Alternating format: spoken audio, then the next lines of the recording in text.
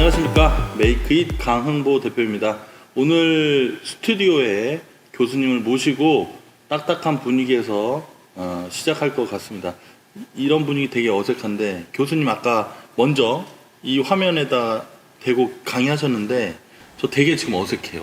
네, 저도 처음이라 어색했습니다. 네, 어색했습니다. 네, 과거형이고 전 지금 현재 어색합니다. 지금 교수님 도와주세요. 아이, 뭐 부드럽게 언제나.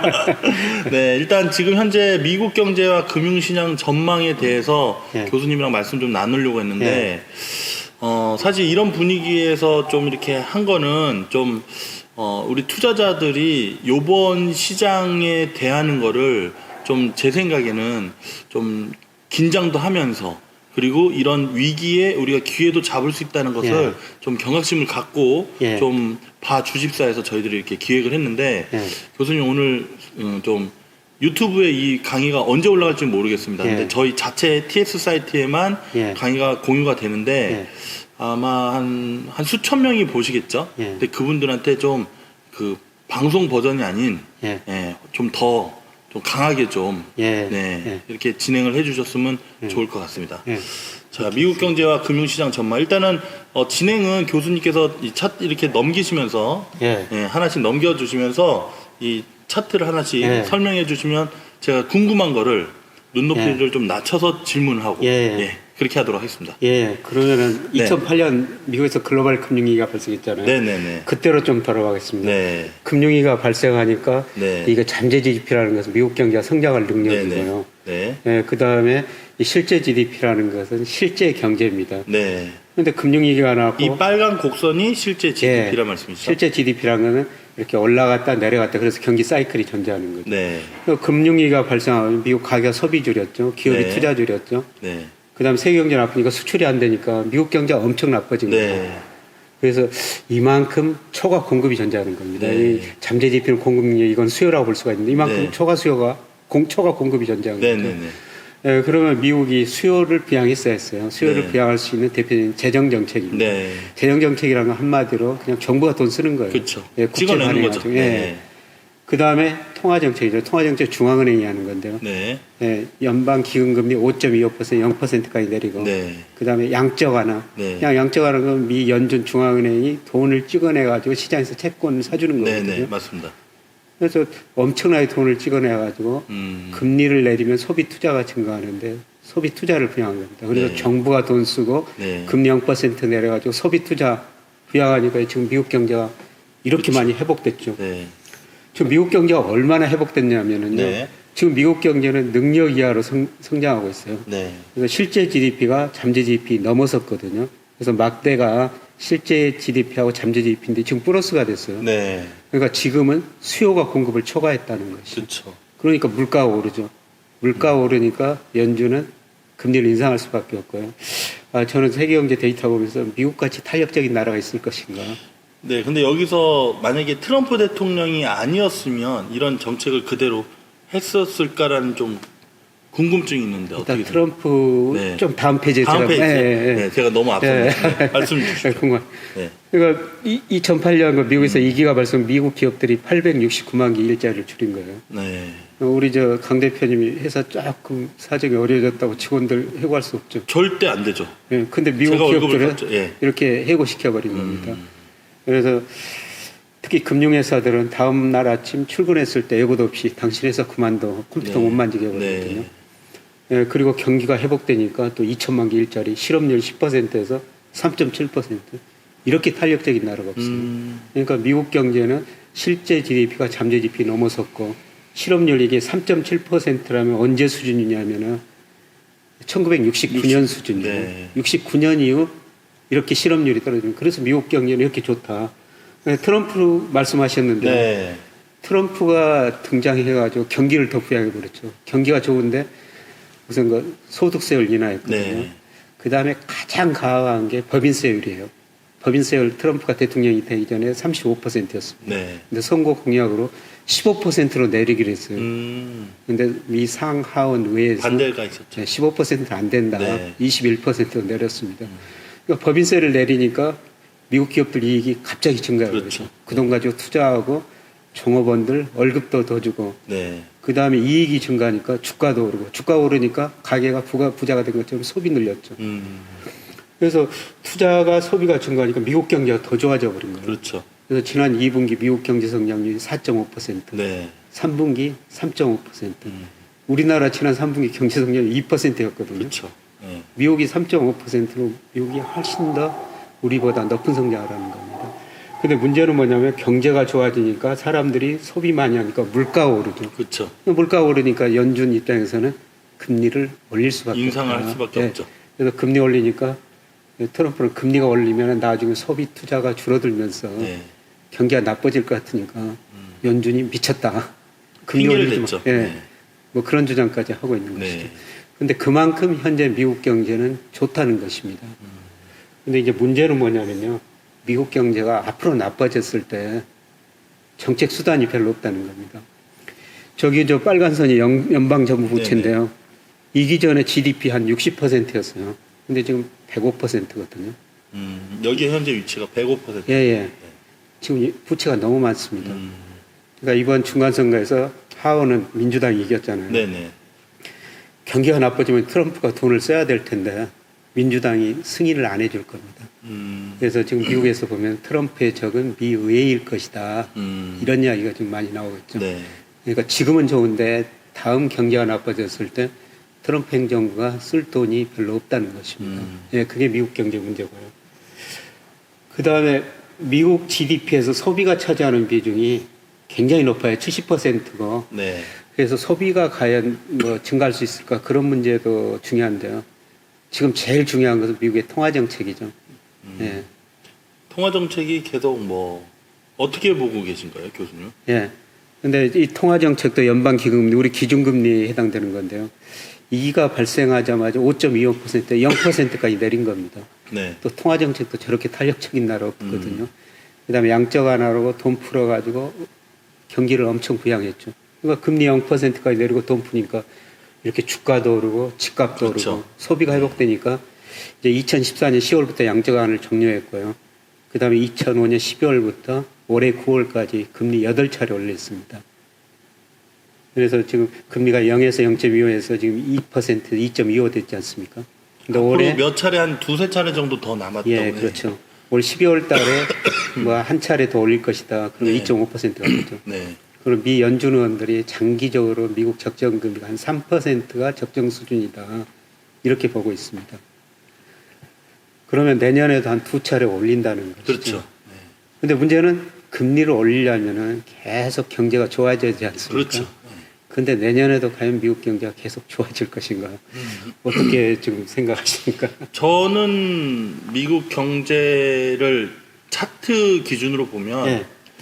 사실 지금 고점 자리를 만들어 놓고 쌍봉이나 헤드앤숄더 패턴을 만들고 큰 하락. 예, 그러니까 경기를 선행하는 게 이 주식 차트잖아요. 네. 그래서 저는 교수님도 늘 말씀하신 것처럼 생각보다는 고점 대비해서 하락폭이 30% 이상 더 있지 않을까. 그러면서 예. 실물 경제도 더 심각해질 거라 생각을 하고 있습니다. 그러니까 네. 제가 계속 강 대표님과 방송하면서 어떻게 네. 하면 저는 이제 펀더멘탈 경제 지표를 하는데 네네네. 그 기술적 지표 하시는 분하고 생각이 같을까 이런 생각이 네. 네, 자주 드는데요. 네. 네, 미국 경제가 2009년 6월 이후 2009년 6월이 저점이었거든요. 네. 지금까지 확장 국면이니까 111개월이죠. 근데 역사상 미국 경제가 가장 길었던 확장 국면이 1990년대 네. 120개월이었어요. 120개월. 예, 예. 그래서 지금 투자자들 관심은 뭐냐면은 이번 확장 국면이 와. 120개월을 넘어설 것인가. 120개월 넘어설면 지금이라도 주식 사야 되죠. 그렇죠. 그 다음에 채권을 팔아야 되죠. 예, 그런데 제가 여러 가지로 연구해 보면요. 90년대하고 지금하고 성장 질이 아주 다릅니다. 지금이 더 나쁩니다. 90년대는 미국의 생산성이 정보통신혁명으로 높아졌거든요. 네. 그다음에 미국 가계가 굉장히 건전해가지고 소비를 늘렸었어요. 근데 지금 미국 생산성 별로 안 좋고요.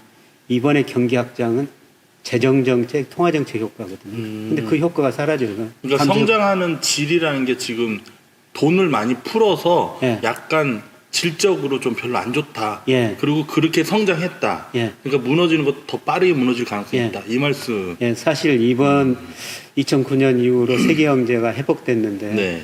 따지고 보면 부채에 의해서 성장했어요. 네, 네. 그러니까 미국 정부는 아까처럼 정부 부채가 늘었죠. 부채가 이경이라는 얘기도. 예, 맞습니다. 그 다음에 중국은 뭐 기업 부채가 늘었고 우리나라는 네. 가계 부채가 늘었고요. 부채에서 성장했는데 그 부채의 성장 한계가 드러난다는 겁니다. 네. 그래서 저는 내년 상반기 어느 시점에서 네. 미국 경제가 정점에 도달이라고 보고 있습니다. 네. 예. 그러면 이제 문제는 뭐냐면은 어떤 거로 경제 지표로 미국 경제를 볼 수 있느냐? 이 장단기 금리 차거든요. 네. 일반적으로 앞으로 경제가 좋아질 것 같으면 장기 금리가 단기 금리보다 더 오릅니다. 네. 네. 네. 그래서 장단기 금리 차가 이렇게 확대되면은 네. 앞으로 경기가 좋아진다는 거고요. 네. 이게 축소되면은 네. 앞으로 경제가 나빠진다는 겁니다. 네, 대체적으로 2006년 말 2007년 초에 이 장단기 금리가 그렇죠. 역전됐어요. 10년짜리가 2년보다 더 낮아졌거든요. 네. 네, 그리고 미국 경제가 침체에 빠졌죠. 2007년 1월 달에 그렇죠. 경기 정점을 치고 그때 S&P 500이 미국 대표연 주가 지수인데 무려 49%나 떨어졌거든요. 네. 근데 아직 마이너스는 아닙니다. 근데 네. 이렇게 계속 축소되는 겁니다. 그러니까 미국이 금리를 올리면 올릴수록 단기 금리는 오르는데 금리 올리면 시차를 두고 소비도 줄어들고 투자도 줄어들거든요. 그렇죠. 장기 금리는 못 오르거나 정체된 상태입니다. 근데 저는 내년 초에 이 장단기 금리차가 역전되리라고 보고 있어요. 이때처럼. 이때처럼. 예. 그러면은 미국 경제가 침체에 빠질 것이다. 그러니까 서브프라임 모기지 때는 금융 위기에 의해서 이렇게 이런 데이터가 나왔는데 그럼 이거는 어떻게 이해를 해야 되나요? 그럼 금융 위기가 또 나온다는 말씀이신 건가요? 예. 뭐 금융위기보다는 이번엔 네. 실물위기라고 볼 수가 그러니까요. 있는데 예, 그리고 2008년, 2009년하고 큰 차이점 하나는 네. 2008년, 2009년에는 미국 경제가 위기를 겪었지만은 그때 중국 경제는 나중에 뭐 중국 경제에 네. 대해서 좀 이야기할 시간 네, 갖겠습니다만 네, 네. 9%, 10% 성장했거든요. 네, 그렇죠. 근데 지금은 중국 경제가 굉장히 어려졌습니다. 네. 기업 부채가 많아져가지고. 그러니까 이번에는 미국 경제가 나빠지면 지금 전 세계적으로 사실 미국 경제만 좋거든요. 네, 중국 경제 맞습니다. 성장률 둔화되고 있죠. 네. 그 다음에 유로 경제 성장률 둔화되고 있죠. 일본은 지금 분기별로 마이너스 성장하고 있습니다. 네, 네, 네. 그래서 미국 경제만 좋은데 미국 경제만 나빠지면 전 세계 경제가 오히려 2009년보다도 나빠질 수가 있다는 것이죠. 그러면 교수님 말씀을 종합을 해보면 서브프라임 모기지 때 하락률보다 그 데이터만 그대로 시장에 적용하면 그 하락률보다 더 큰 하락률이 있을 수도 있다. 주가가 미국의 그 경기에 선행하잖아요. 네, 네, 맞습니다. 근데 주가가 선행하는데 경기 정점 이후 과거 보면은 평균 S&P 500 23% 떨어졌고요. 2007년 1월 달에는 네. 주가가 49% 떨어졌거든요. 저는 뭐 49%는 아니라도 네. 30% 30에서 40%. 네, 그렇게 떨어질 수가 있다. 네. 근데 미국 주가가 제가 얼마나 가대평가됐는가를 미국의 네. 대표적인 산업, 생산, 소매, 판매, 고용으로 한번 분석 한번 해본 거거든요. 네. 근데 흔히들 그 주식시장을 산책 나온 개와 주인에 비교하지 않습니까? 네, 네. 우리가 개 데리고 산책하면 개가 앞서가죠. 주인이 뒤따라오고 네. 개가 주가고 주인이 경기라고 볼 수가 있는데요. 미국이란 개 주가가 경기에 너무 앞서가고 있어요. 이 시점에서 네. 개가 앞서가다가 주인한테 그렇죠. 왔거든요. 네. 근데 이 이후로 트럼프가 당선되면서 네. 또 개가 앞서간 겁니다. 가장 중요한 이유는 법인세 인하였어요.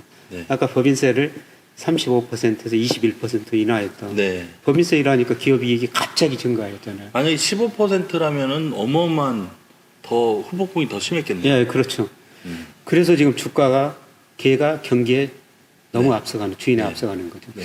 근데 제가 평가해 보니까 네. 한 지난 9월 말 현재 네. 10월 달에 주가 떨어져가지고 가대평가가 좀 줄어들 거로 생각하면 27% 정도 떨어졌거든요. 네.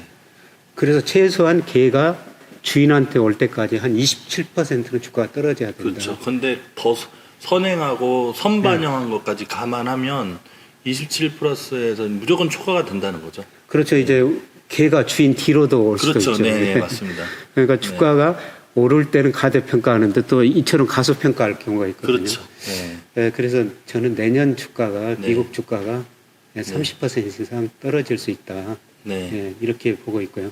근데 올해는 그 중국 주가가 제일 많이 떨어졌습니다만 네, 네. 내년에는 미국 주가가 더 어려워질 것이 아닌가. 네. 예, 그리고 이거 주식 담보 대출인데요. 담보 대출이죠. 그죠. 미국 사람들이 가지고 있는 주식을 네. 담보로 해가지고 계속해서 예, 네. 이렇게 많이 돈을 빌려서 사고 있거든요. 네.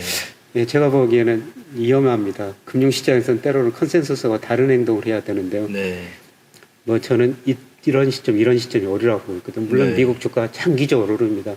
어느 시점에서 사든지 오래 가지고 있으면 수익률이 나지 않습니까? 그렇죠. 근데 여기서 사는 거하고 여기서 사는 거하고 근데 참 저는 약간 차트만 보는 전문가다 보니까 주식 담보 대출의 이게 빨간 그래프를 보면 이게 추세가 있는 거예요. 예. 추세가. 예. 결국은 이 추세를 방금 교수님 이렇게 예. 보시면 이게 추세가 이렇게 가는데 예. 여기를 오버슈팅 해버린 거죠. 예. 그러니까 이 차트만 봐도 얼마나 이게 지금 거품이 꼈는지를 알 수가 있는 거죠. 예. 그러니까 보통 이게 1차, 2차, 3차, 4차에서는 돌파하면 위로 더 치고 가는데 거기서 무너지기 시작하면은 보통 이 추세까지 내려오는 거죠. 예. 그래서 이 빨간 선이 이 1,500을 가리키는 이 라인까지도 이제 내려오면서 주식담보대출이 절로 다 빠진다는 거죠. 그러면 예. 저걸 다 돈을 빌린 그 투자자들이 예. 그만큼 엄청나게 손실을 보게 되면서 예. 바로 실물 경제로 이제 바로 갈 수 있다는 거죠. 예. 갑자기 그래프를 보니까 예, 갑자기 그래서 저도 이런 시점이 이제 네. 머지않아 오리라고 보고 있기 때문에 미국 주식에서는 네. 아마 1월 달에 한번 폭락했었죠. 네, 네, 네. 그 다음에 지난 10월 달에 폭락했고 여기서 네. 또 반등을 할 겁니다. 현재는 미국 그쵸? 경기가 좋은데 네, 예. 아까 저 쌍봉 말씀하셨는데 네, 네, 네. 저는 이번에 한 번 더 반등하고 네. 그 다음에 그렇죠. 그런 국민이 나타나지 않을까 네. 이렇게 생각하는데요. 근데 중간 선거 이후에는 시장이 늘 좋았었지만 예, 저희는 잠깐 좋았다가 이제 더 큰 하락. 예. 그렇죠. 예. 근데 유명한 거 폴 사무엘슨이라는 노벨 경제학 수상자가 있거든요. 네. 이분이 이런 이야기를 했어요. 주식시장이 지난 5번의 경기 침체 중 9번을 예측했다. 네. 뭐 말이 안 되는 소리죠. 주식시장이 지난 5번의 경기 침체 중 9번을 예측했다. 네. 말이 안 되죠. 되는 네, 얘기죠. 말이 안 되는데 네. 네, 그만큼 주가 선행성을 강조하는 이야기거든요. 그래서 과거 보면은 네. 미국 주가 정점이 여기 경기 정점에 선행했습니다. 네, 그리고 1969년 이후로 이 경기 정점치고 주가가 평균 11개월에 걸쳐 아주 S&P 500 미국 대표적인 주가 지수로 말씀드린 23% 떨어졌거든요. 네. 특히 바로 직전 경기 정점 이 시점이었죠. 이때 2007년 1월달 미국 경기가 정점치고 주가가 17개월에 가서 49%나 48점, 네, 떨어졌어요. 49%. 네. 근데 저는 이 정도까지는 아니더라도 네. 아까 말씀드린 것처럼 미국 주가가 거품이기 때문에 네. 상당히 좀 각오를 해야 된다. 그래서 네, 한 네. 30% 정도는 네. 그렇게 말씀을 드리는 겁니다. 네. 알겠습니다. 근데 뭐 이렇게 보면 장기적으로 미국 주가는 우리 주가와 달리 네. 아주 장기적으로 오르거든요. 장기적으로 오르는데 뭐 이런 중간중간에 경기 국면에 따라 아주 경기 정점치고 이 정도가 떨어진 시점이 있었다는 겁니다. 네, 그렇죠. 예, 저는 이런 시점이 뭐 점점 다가오고 있다. 예, 이렇게 되다 보니 그래도 뭐 기회잖아요. 기회죠. 네. 이거 보면은 어마어마한 기회. 어마어마한 큰 기회죠. 예. 그 보통 예. 저희들이 그냥 어설프게 그 공부를 교수님처럼 본격적으로 공부하지 않은 사람들은 이런 얘기를 합니다. 그래서 미국이나 선진국이 15년에서 20년 금융이 앞서 있다. 그러니까 우리나라는 통일이 안 돼 있는 거를 리스크를 감안해서 우리는 지금 지수가 2,000대잖아요. 네. 그러니까 다우지수는 10,000포인트대. 네. 그러니까 5배 차이가 나는데 결국 우리나라도 통일이 만약에 되면은 한 5,000에서 뭐 8,000까지도 갈 수 있다. 네. 뭐 그런 얘기가 있죠. 그런 측면에서 다시 없는 기회가 아닐까. 한 그렇죠. 2, 30년 봤을 때. 저 그래프 같은 미국도 1960년대, 80년대까지는 네. 뭐 별로 박스 올라왔다 자리에서, 그랬다 그쵸? 했잖아요. 그러면서 이렇게 올랐는데. 대한민국이 박스피에서 이제 네. 상승했다가 다시 박스피 안으로 들어오고 있거든요. 예. 네, 그 구간이 한 이 정도 되지 예. 않을까. 예. 네, 네. 예. 이 정도. 여러분 예. 참고하시기 바랍니다. 만약에 요번에 그런 위기가 터져서 여러분들 보이실지 모르겠지만 아무튼 이렇게 하락을 했을 때 이 시장이 열려 있다는 거죠. 네. 제발 그렇게 되기를. 예. 네, 교수님 많이 도와주십시오. 네, 계속 말씀 좀 주시죠. 예. 예. 그래서 어떻든 미국 주가는 언제 사더라도 그냥 오래 가지고 있으면 이익이 나는데 네, 네, 네, 네. 예, 지금은 조금 기다렸다가 네. 사시는 게 좋지 기다렸다가, 않을까. 네. 기다렸다가 현금화를 최대한 해서 예. 네 그렇게 하시면 좋을 것 같습니다. 물론 이런 시점을 누구도 알 수가 없죠. 근데 지금은 교수님과 제가 합쳐지면 알 수 있습니다. 이거는 기술적 지표 하신 거 강 네. 대표님이 정확한 자료를 좀 판단해 네, 주셔야 될 것 알겠습니다, 같고요. 교수님. 근데 어떻든 내년에는 좀 위험한 자리다. 네, 예, 그렇게 볼 수가 있습니다. 네. 근데 교수님이 그런 책 집필을 할 때마다 사실 위기가 오긴 왔었어요. 제 예. 기억으로는. 예. 예. 그래서 교수님이 그런 책을 제발 앞으로는 안 쓰셨으면 늘 좋다 뭐 이런 얘기를. 예, 다른 소설책 쓰려고 지금 계획 중입니다. 아 내후년에는 시장 귀에다라는 책을 이제 예, 이미 쓰고 계신 거 아닌가요? 예, 뭐 여러 가지로 생각하고 네, 역시 여러분들 기대해 주시죠. 그러니까 제가 이번에가 일양한 미래도 네, 저 금융으로 국부를 늘릴 수 있는 기회를 찾아달라. 그러니까요. 제발. 근데 사실 우리 정부도 그렇고 네, 뭐 금융감독관도 그렇고 네. 금융산업 전체에 대해서 별로 신경을 안 쓰거든요. 그러니까요. 네, 저는 정말 금융이 중요한 시기라고 생각해요. 네. 우리나라도 홍콩이나 싱가포르처럼 예. 금융에 투자해야 되는데 우리 대한민국 사람들이 정말 잘할 거거든요. 예, 그렇습니다. 많이 투자를 예, 해주셨으면 좋겠습니다. 예. 네. 다음 페이지 좀. 그리고 내년에 이제 우리가 네. 주의해야 될 것은 저는 미국이 제2의 한일 전쟁을 일으키라고 보고 있어요. 다시 한번 말씀 예. 주십시오. 제2의 한일 전쟁. 누구요? 미국이 예, 예. 제2의 환율 예. 전쟁. 상대는 중국, 중국뿐만 아니라 다른 선진국 선진국, 일본 예. 포함해서요. 그러니까 2008년 미국에서 글로벌 금융위기가 발생했는데요. 네네네. 2008년 한 해 동안 그 빨간색입니다. 미국이 번원 통화 돈을 2배나 찍어낸 거거든요. 네. 저는 최근 경제사를 보면서 한 해 동안 돈 2배 푼 나라 처음 봤습니다. 네, 미국이니까요. 네. 그러니까 미국이 저렇게 돈을 푸니까 2011년 상반기까지 네. 달러 가치가 떨어지고 엔화 가치는 거 많이 올랐었죠. 그쵸, 네. 예. 근데 일본이라는 나라가 디플레 압력이 심한 나라인데 엔달러 환율이 2007년에 뭐 123엔에다가 네. 2011년 77엔까지 떨어지니까 일본이 견딜 수가 없으니까 네. 일본이 지금 엄청난 돈을 풀고 그렇죠. 있죠. 네. 일본이 돈 푸니까 엔화 가치가 많이 떨어졌죠. 77엔에서 작년에 123엔까지 올라가니까 일본이 돈 푸니까 엔화 가치 떨어지니까 그렇죠. 우리 수출업체들 네. 타격을 받은 타격 거죠. 엄청 받았죠. 아베 총리 아저씨 때문에. 예, 그리고 2014년 후반기부터 유럽 중앙은행이 돈을 풀거든요. 네. 근데 원래 독일 사람들은 인플레이션 트라우마에 같이 네, 나는데 네, 네. 1923년에요. 네. 독일 물가가 1년에 1억 250만 % 오릅니다. 아, 1년에 1억 250만 %. 1년에요? 네. 그 하이퍼 인플레이션이라고 네, 하는데 네, 네. 그렇게 물가가 오르다 보니까 독일 기업들이 월급을 2번 줬어요. 오전에도 주고 오후에도 주고. 어떤 사람이 리어커에다 돈을 가득 실어놨는데 네, 그 얘기 들었습니다. 네, 돈을 안 가지고 리어커만 가져갔죠. 네, 네.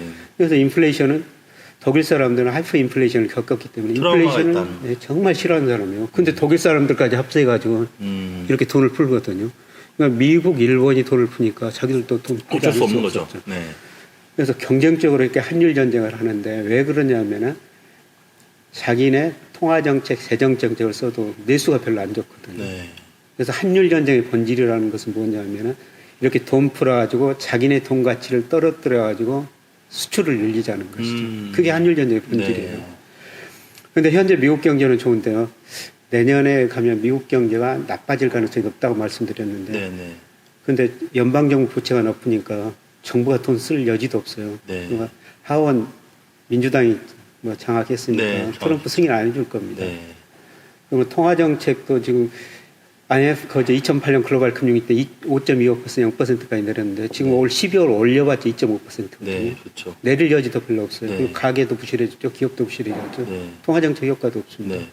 그래서 내년에는 저는 트럼프가 그러면 할 수 있는 키는 환율 전쟁. 환율이다. 네.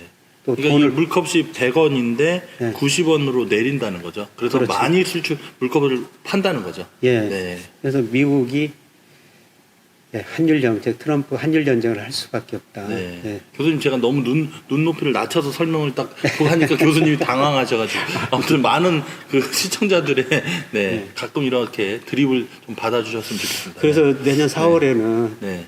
저는 미국이 뭐 4월, 10월만 되면은 미 재무부가 한율 보고서를 네, 작성하거든요. 네, 네. 그때마다 우리 걱정하죠. 네. 혹시라도 우리를 한율 조작구로 지정하지 않을까. 지난 10월에는 한율 조작구로 안 돼. 감찰 대상으로 네, 네, 지정했는데 네, 네. 내년에 미국 경제가 어려지면 저는 중국, 네. 저희 나라도 포함될 수. 우리나라도 한율 조작구로 지정할 수 있다고 네. 생각해요. 그래서 내년에는 한율이 굉장히 불안해질 것이다. 역사적으로 우리나라 환율 조작국으로 지명됐던 적이 있었나요? 네, 있었어요. 그때는 증시가 변동성이 엄청 터지지 않나요? 예, 예. 근데 환율 조작국으로 지정하면 무슨 문제가 발생하냐면 네. 미국 공공기관이 네. 우리 상품 수입을 다 제한해 버려요. 다 제한해. 예. 예. 그래서 수출을 하는 회사 입장에서 엄청난 타격이에요. 타격을 받죠. 보통 그렇게 지정을 하면 기간은 어느 정도 되나요? 이제 다음 지정할 때까지. 다음 지정. 예. 그럼 1년마다 지정하나요? 예. 아니면 4월하고 10월 달. 4월 달, 예. 10월 달. 예. 아. 1년에 2번 이제 환율 보고서를 작성하거든요. 네. 그래서 그 사이에 네. 뭐 해제할 수 없고 뭐 특별한 일이면 해제할 수가 있습니다만 네, 네. 아마 내년에는 그 환율이 시기를 내년으로 보신다는 거예요? 예, 저는 내년 와, 4월쯤으로 보고 있습니다. 그러면 왜 고난은 이렇게 선물 세트처럼 한꺼번에 막 들어오나요? 예. 네. 그래서 중국도 부분적으로 한일 전쟁에 이제 참여했고요. 네. 근데 이게 미국의 대중 무역 수지 적자거든요. 대중 무역 수지 적자. 예. 네. 근데 2001년에 중국이 WTO 가입했어요. 네. 그래서 올해 9월까지 보니까 4조 7천억 달러. 네. 미국의 대중 무역 수지 적자가 4조 7천억 달러에 달하거든요. 네. 예, 그리고 중요한 것은 지금 올해 들어서 미국이 대중 관세 부과하면서 중국 수입을 제한하고 있잖아요.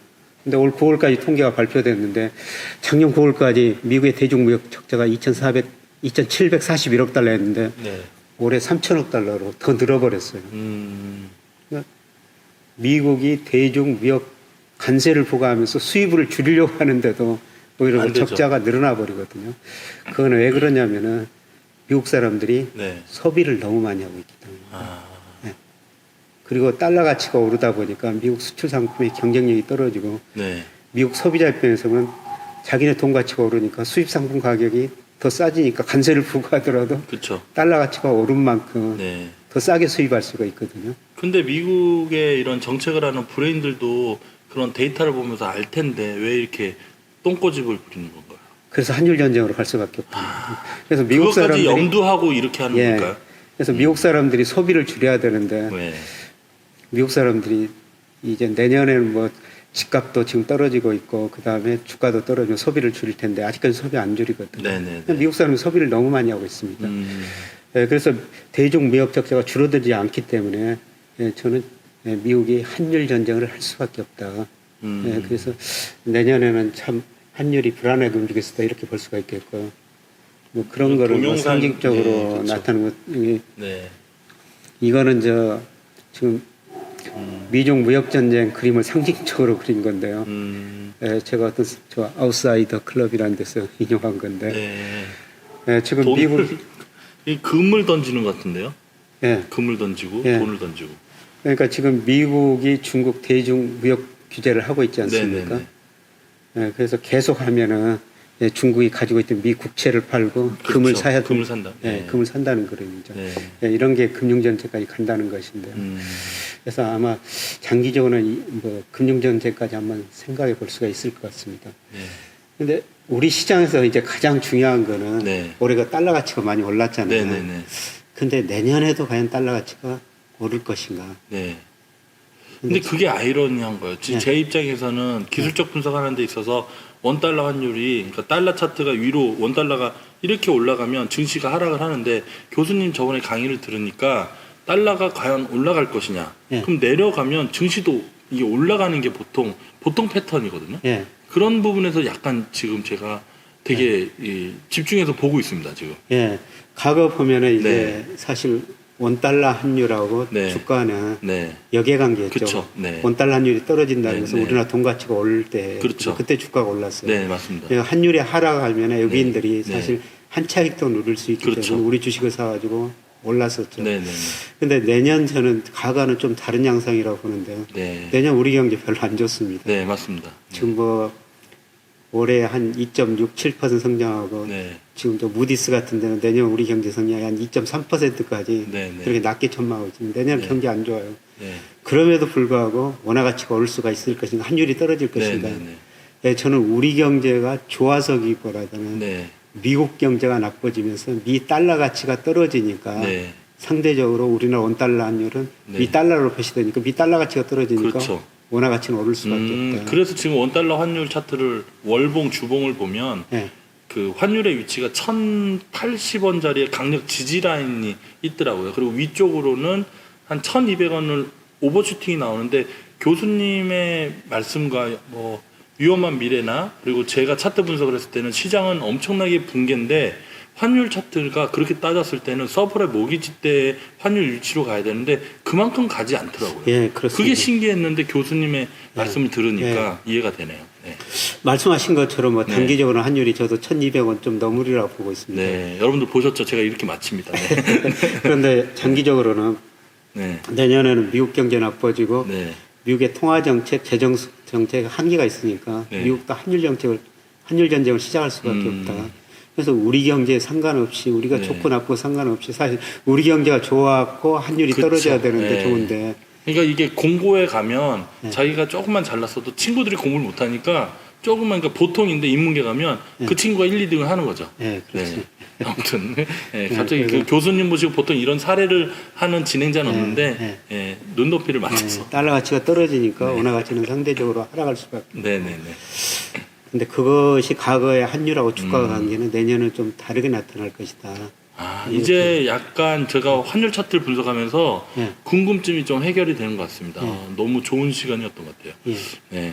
일단 교수님 준비하신 자료는 네. 이 그림으로 마무리되는데 예. 이거 원래 동영상이 원래 준비가 돼 있었던 거죠? 여기. 네, 동영상은 저희 이 나중에. 그림 하나로 아, 그림 하나로 네, 다 설명이 되는 네, 거죠? 다 설명이 되는 네네. 겁니다. 교수님이랑 오늘 이 시간 저 이제 마무리하기 전에 네. 마지막 결론적으로 네. 저 전체적으로 이렇게 말씀 좀 주시고 제가 이제 마무리하고 이렇게 끝내면 될 것 네. 같습니다. 네. 네, 미국 경제가 2009년 6월 이후로 경기 확장 국면을 보이고 있는데 네. 지금은 너무 좋다. 네.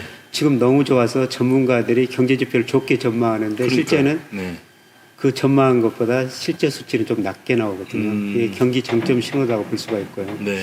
내년 어느 시점에서 미국 경기 정점이다. 근데 네. 주가 경기에 선행하기 때문에 네. 주가가 미리서 말해줄 것이다. 네. 이거 올 1월 그다음에 10월 달에 미국 주가 급락했다가 금방 네. 회복했는데 네. 이번에도 아마 어느 정도 회복하겠죠. 네. 예, 회복하는데 다음 떨어질 때 다음 떨어질 예, 때가 그거는 진짜다. 예, 경기 정점 신호를 예상하고 네. 경기 정점 치고 경기가 나빠질 때는 미국 네. 주가가 최소한 과거 보면은 20% 이상 떨어졌다. 네. 근데 이번에는 미국 주가가 거품이기 때문에 네.